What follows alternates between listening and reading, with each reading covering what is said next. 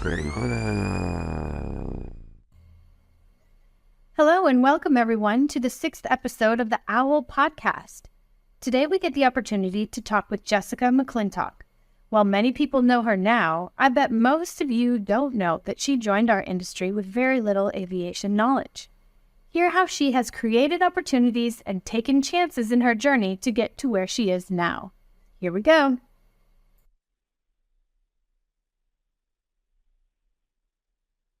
Good morning and welcome to episode 6 of the OWL podcast. Today we get to talk to Jessica McClintock. She has been in the air industry for multiple years and has had great success. And we're going to talk to her about where she came from and how she got to where she is now. Hi, Jessica. Hi, nice to be here with you. Thank you very much for taking your time to talk to us today. I think that you have a very unique part of the aviation world. You touch a lot of the day-to-day business lives of schedulers and dispatchers, mostly by making it easier to shop for fuel. So if you all don't know, Jessica works with Fueler Links, and Fueler Links is a great program that allows you to help search out different pricing for fuel and get the releases set up right inside their product. Short plug for them. Anyway, Jessica, we're curious to know kind of how did you even get into the industry or into that job in specific? Yeah, good question. Thank you for asking. It's been a unique path for me. I started in retail store management, and I used to run retail clothing stores out in the Pacific Northwest in Washington State primarily. And it was my passion to be around young people, to be around fashion and all that stuff, right? So you kind of think to yourself, how does that intertwine with aviation and airplanes and the schedulers, everything like that? But I wanted something different, and I wanted something that I had a passion for since I was little. And I was in ROTC in high school. I wanted to be a pilot one day. I didn't think that was possible from my economic background, from how I grew up. And somehow, and for some reason, I started looking online, found an ad, and it sounded awesome. Like business aviation, private jets, all these key words that sound so exciting and kind of sexy to a certain extent, right? Yeah. So I applied. And for some reason, the owner of the company gave me a shot, got me onto an interview, and then immediately offered me a job. So really the rest is history. I packed up my car, drove it all the way from Seattle, Washington to Los Angeles, California, started my job the week after Thanksgiving that year. And my car broke down, didn't have any money, didn't have anything really saved up at that point. And kind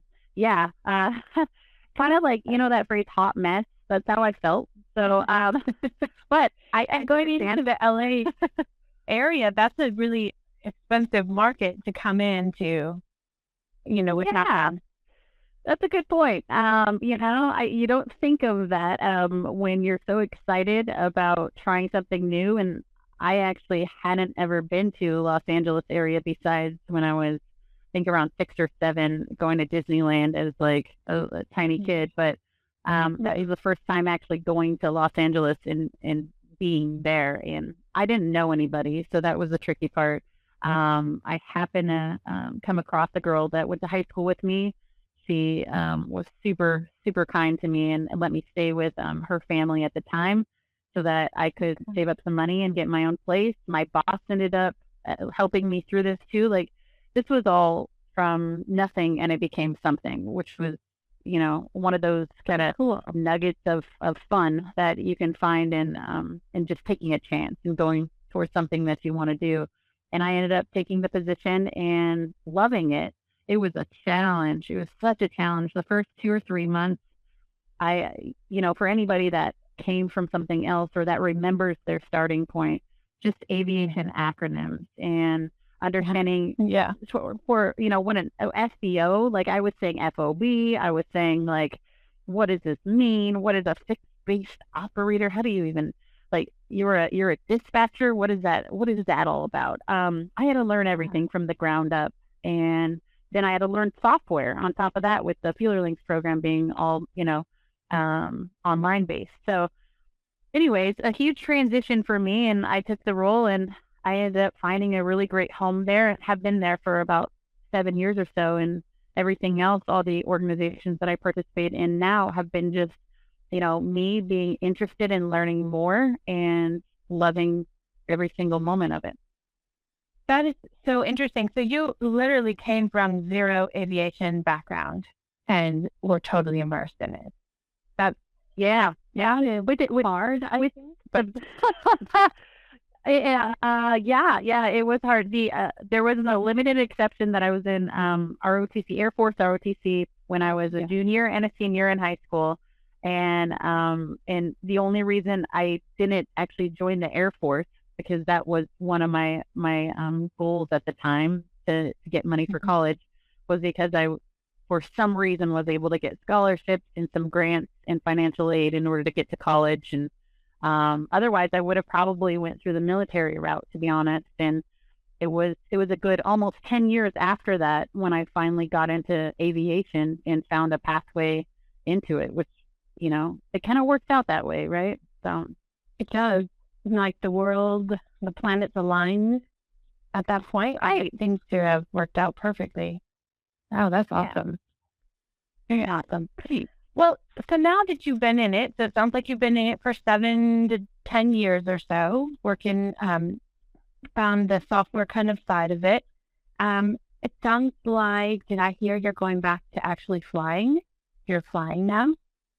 Yeah. Well, that's a big deal for me. This is a massive milestone in my life, I guess you could call it a part of my career, because aviation is more my life than my career now, right? It kind of grows on you, and then it takes your body over, kind of thing.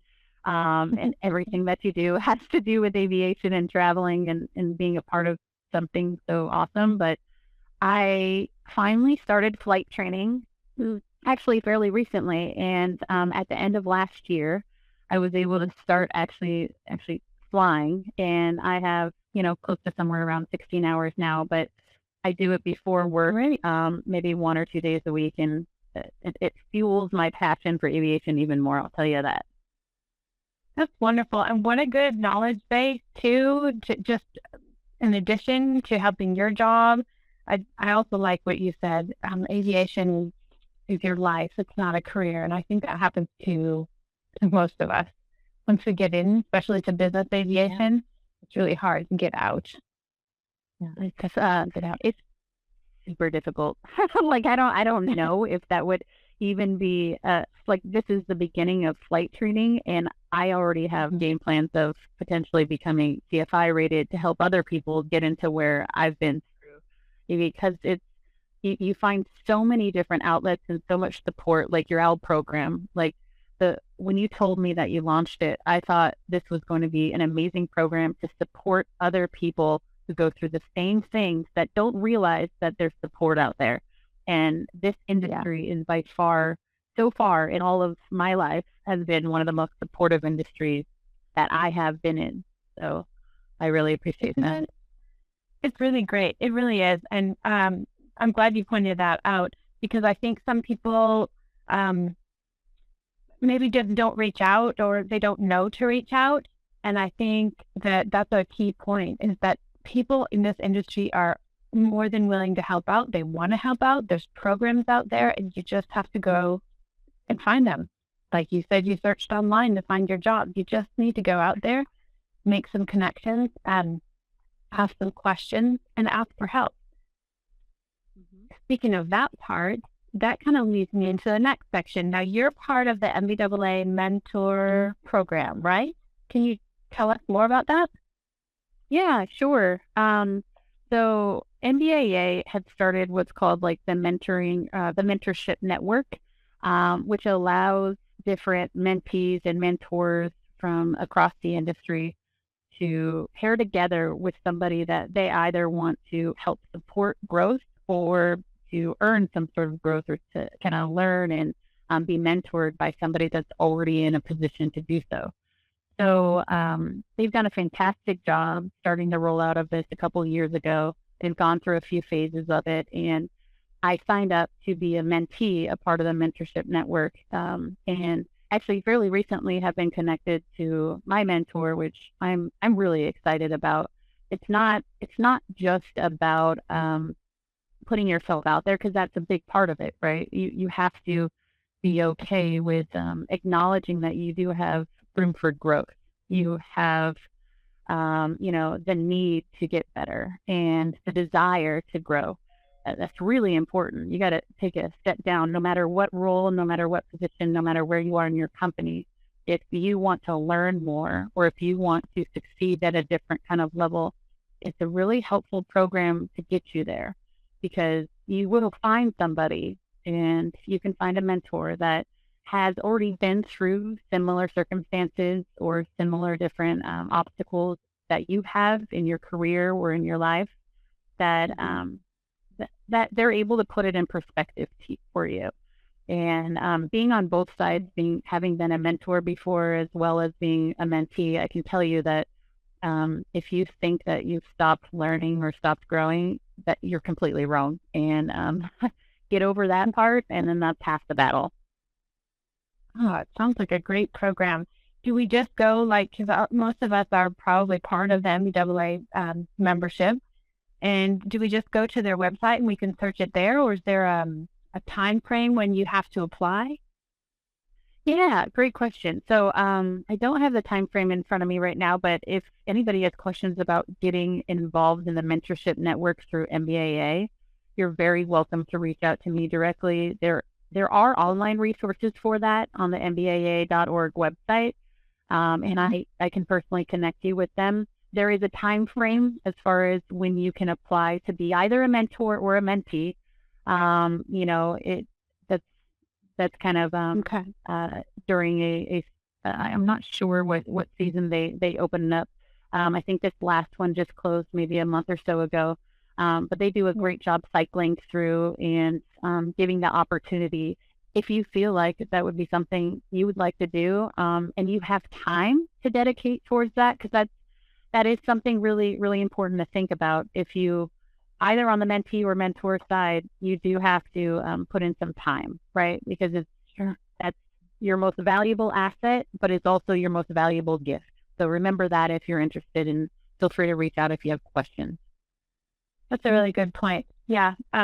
Growing in your job and growing in yourself and your skills is not an overnight thing. It takes time. You have to put effort into it. That's good. Yeah. 100%. Well, just you're part of a couple of other groups as well. In fact, the Young Professionals group, you are chairwoman. Am I right? Yeah. Exactly right. I serve on the Young Professionals Council for National Business Aviation Association in that capacity as well. And I actually, speaking of what you brought up earlier, you may not know the answer to a question that you don't know how to ask. You don't know the right questions to ask. You don't know the right people to ask them to. And that happens so much. So my connection to Young Professionals came from an industry event where they threw I think it was their first Young Professionals meeting. And it was kind of like a soiree, where you have some drinks or whatever, soda pops, and people just kind of hang out and network with each other at the event. And I went to that one. I entered into a drawing by chance, and I got chosen. I won, right? And I don't win things, so this is a big deal. So I won a gift card, and I was so excited. And I connected with Sierra Grimes over at the Young Professionals, and she's the one that basically created the Young Professionals, and this was her idea. This is her child, her little baby, that she sent out into the world, because it was important to understand that you, no matter how old you are, no matter what experience you have, you want to have the ability to connect with somebody of similar background or of similar experience, or that resembles something that connects you with them, that's relatable. And so she created this young professionals network, and I ended up, talking with her a little bit, got on the council, told her I had some great ideas and I wanted to be all a part of really introducing young people and new people to the industry into this group, into this family, into this community, because how important it is to connect with people and to feel welcome and to get the resources you need to be able to grow. That is huge. So I slowly just started becoming involved and put my name down for a possible chairperson, and have been that for almost 2 years. It's been about a year and a half or so now. I have an amazing vice chair as well, Erin Krupp, which is she's, if you don't know her, you need to. And the entire council is full of amazing leaders who are mind-blowing as far as their achievements so far in this world. I would suggest anybody that is listening that is interested in knowing more about the Young Professionals group or getting involved, you're very welcome to look online on the MBAA website. It's under the professional development, I believe, online, or you can reach out to me as well. But I'd be happy to connect anybody with somebody that maybe they didn't know could be a resource for them. Sure. And that's kind of what we do. We connect people with people so that, you can get to your goals quicker. Right. And so hugely important, the networking, again, talking to others and not just staying in your bubble. And I think that's really important for our schedulers and dispatchers to remember and to do. And I'm really impressed with your group because it has gone from like tiny little bitty zero to, you had your own conference last year. And unfortunately, COVID, has kind of messed things up with all these in-person conferences, but you guys went to like from zero to 100 really quickly. So obviously you have a good product. Oh my gosh. It's, right. It almost feels like a product. It's it's kind of one of those addicting things, right? Like you find the best, the best like, flavor of ice cream, Ben and Jerry's, and you like it so much you just want to keep on eating it. So we're like that. We're like the Ben and Jerry's version of aviation, and you want to be a part of it. And the Emerging Leaders Conference, the one that you just referenced as our very first conference specifically for young professionals, actually pairs together very well with the leadership conference. And this year we're doing the same thing and kind of rolling together in a leadership conference format and allowing young professionals sessions to be a part of that. And that will be coming fairly soon online because of making sure that you still have their resources available. It's super important regardless of what you're going through and in life in general. That's nice. I didn't realize that was a combination, that they were going to combine it. That's really cool because the leadership conference, I have been to that, and that is a great conference. Lots of good information. Probably a perfect place for the young professionals. Yeah. And it's kind of, they pair so well because you still can be a leader and you still, have that capability. And it's just maybe your first step into business aviation where we say the emerging leaders or kind of joining that kind of cultivation of people. And then it takes you into this like catalyst of leadership. And I know a lot of schedulers and dispatchers that have participated in our first conference, and I know quite a few actually that are on the schedulers and dispatchers committee. I've been a part of some of their happy hour calls, and they are phenomenal people that have such a passion for the industry, and they bring it and kind of like we all cross-contaminate each other, right? In the best way possible, which is, coming from one committee and blurring the lines between the two, because you're also a young professional, but you also can be involved in this side. And, it's like a melting pot of different passions, different experiences, and that's where we thrive. That's great. And the emerging leaders, like you said, so maybe you're not in a position of leadership right now, but I think it's helpful. Again, I've been in the F&D community for over 20 years. And I think oftentimes people come into this industry or that section of it, and there's not a ton of leadership opportunities, or at least you think there's not, because it seems like you're just in office. And but being part of those groups kind of declares what you're interested in. You're declaring that this is your career, you want to stay, and you want to be a leader in this section of it. And it's possible. We've seen multiple schedulers and dispatchers rise to even the director of aviation position, which I love. So what a cool group. Emerging leaders, just being able to say, I want to be a leader in this industry, whether I am or not right now, I want to get there. Right. And I mean, just to kind of reiterate that point, it's little steps that count too. Like you don't have to be the loudest person in the room. You don't have to be the most talkative person in the room. You don't have to wear the most glamorous outfit. There isn't a specific person to become a leader. There isn't a specific person to join these events or to, throw the idea that you want to be a part of something. You don't have to be a part of it to the aspect of you're running things or that you're in charge of everything. There are so many roles for all of these different organizations, the regional groups, for instance. I joined the 99s, which is a pilot group specifically for women pilots. I'm not a leader in there at this point, but I can tell you that maybe one day that might be something that I want to do.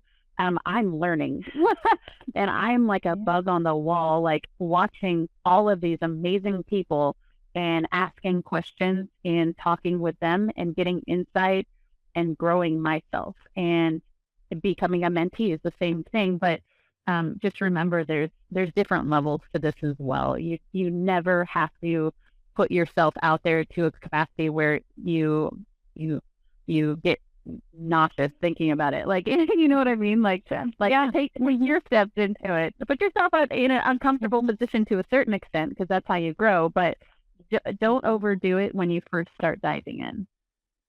Yeah.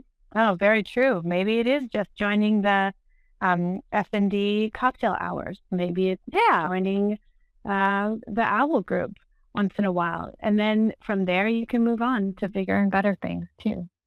Right. Now, Jessica, I think we've talked about some of your committee committee that you're on. There's one more. It's the DE&I committee. What one is that? Sure. So the Diversity, Equity, and Inclusion group, supported by MBAA, is a group that is really facilitated to explore what does diversity mean to you? What does being inclusive mean to you? We're in a time in this world where everything matters. The way you treat people matters. The way that you come across to somebody else matters. No matter what role you are, what role you have, what role you've been in, your background, your experience, anything like that, the world only becomes a better place when you can not only identify that everybody has their own differences, everybody has their own speed, everybody comes from a different background. People may look different than you do. You may be a different gender than somebody else, or you may have a different background or experience or passion or hopes or dreams, or, there's so many different variables to what diversity could mean. Identifying that, super important, but also providing a workplace that is inclusive for everybody is probably one of the most highlighted aspects of the time that we're in right now that needs to be provided with more attention. And that's why I'm a part of it, is because I have had my own background experience with different parts of my life where, I've been in a position where just being, a woman in aviation kind of puts you in a position where you want to speak up and you want to be a part of something bigger. And if you don't see people that resemble what you think aviation is all about, you feel like you're almost on the outside. And being able to bring that idea and cultivate that positive and welcoming environment into your organization is such a powerful, almost overlooked tool that we're trying to highlight through that committee. So we are working on a few different projects, and we'll start rolling some out here probably, you'll probably see it in the next few months. But so more to come on that. That's awesome. I think what you said about the fact that how you treat others and how you are perceived, it's really important. This industry, while it's worldwide, is actually very small. So probably somebody is going to know you, or somebody is going to know you. So definitely coming into any situation, whether it be personal or business, professionally, and representing who you are is super important. People are going to remember. Right. And you're kind of like your own brand, right? Yeah.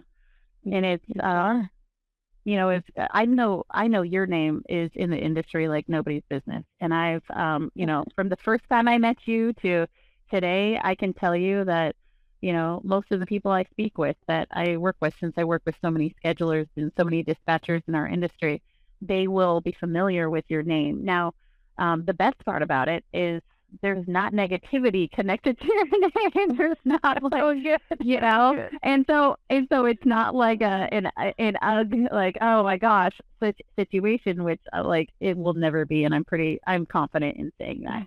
But but it's just so you know. So there you go, everybody in this world, and all right. But it's it's really, really important to be your own brand as well. And remember, I've made mistakes in my life, of course. I mean, everybody has. And I can tell you that if I hadn't grown from those mistakes, then, maybe I'd be on the opposite side of this conversation, not being aware and not being, into creating a better environment, because I think that, my world was perfect or whatever. I don't think that. Yeah. I think that everybody has opportunity for growth, and everybody should do their best to continue making things better for those around you. And no matter what situation you come across, I mean, to this day, I can tell you, I have like a burning memory of a customer not liking me.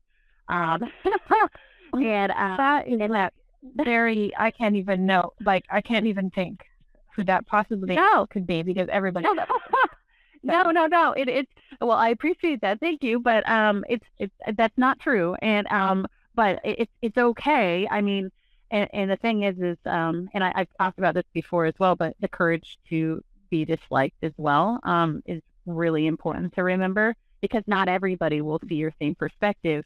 But it is about what you do, and if you're proud of who you are and what you push into the universe, that is super important. So all of these different things compiled together, like being a part of a young professionals group, being a part of a mentoring network, doing something with the DE&I group, these are all little parts to a bigger picture of being okay with who you are, and also leading the way, leading,